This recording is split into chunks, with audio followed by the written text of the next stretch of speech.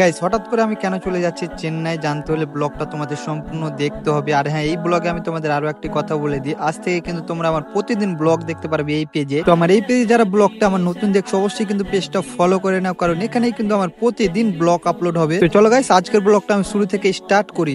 তো hello guys, আসসালামু আলাইকুম সবাইকে, কেমন আছো তোমরা সবাই? তো গাইস অনেক দিন থেকে ব্লগ পোস্ট করি না, তোমরা সবাই তো জানোই। তো আজকে কিন্তু আমি চলে যাচ্ছি চেন্নাই। তো আমার এখানে কিন্তু ব্যাগ প্যাক হয়ে গিয়েছে, দিয়ে তাড়াতাড়ি করে কিন্তু আমি বাড়ি থেকে বেরিয়ে যাই। আর এইখানে আমি আমার আম্মু আর আমার অ্যাকচুয়ালি যে ছিল তো সবাইকে টাটা বলে আমি কিন্তু বেরিয়ে চলে আসলাম। আর এই যে আমার ঈদগাহ, যেখানে আমি প্রতিদিন ফুটবল খেলতাম, খেলাটা যেহেতু এখন হবে না কারণ আমি চলে যাচ্ছি চেন্নাই, দিয়ে তাড়াতাড়ি করে টোটো ধরে কিন্তু আমরা চলে আসি নিউ ফারাক্কা স্টেশনে এসে কিন্তু আমার 2টা টিকিট কেটে নিই। এবার টিকিট যেহেতু কাটা হয়ে গেছে, আর আমরা কিন্তু প্ল্যাটফর্মে গিয়ে ট্রেন ধরে চলে যাবো ডাইরেক্ট শিয়ালদা। এবার শিয়ালদা থেকে কিন্তু আমরা চলে যাবো এবার হাওড়া। এবার এইখানে আমরা কিছুটা জার্নি করে কিন্তু ফাইনালি চলে আসি শিয়ালদা। এবার শিয়ালদা থেকে চলে যাবো হাওড়া, কারণ হাওড়া থেকে আমাদের ট্রেন আছে চেন্নাই যাওয়ার। দিয়ে আমরা ওলা করে কিন্তু চলে যাবো এবার হাওড়া স্টেশন। আর এই যে তোমরা দেখতে পাচ্ছ, এটা হচ্ছে হাওড়া ব্রিজ, মানে কি বলবো, অনেকটাই ভাইরাল আছে, তোমরা সবাই তো জানোই। যে ফাইনালি কিন্তু আমরা চলে আসি হাওড়া স্টেশন, আর এখান থেকে কিন্তু আমাদের ট্রেন আছে চেন্নাই যাওয়ার। এবার তোমরা আমাকে অনেকজনই বলবো, ভাই তুমি চেন্নাই কেন যাচ্ছ? তো সেইগুলো কিন্তু পরের ব্লগে তোমরা জানতে পারবে সম্পূর্ণ। তো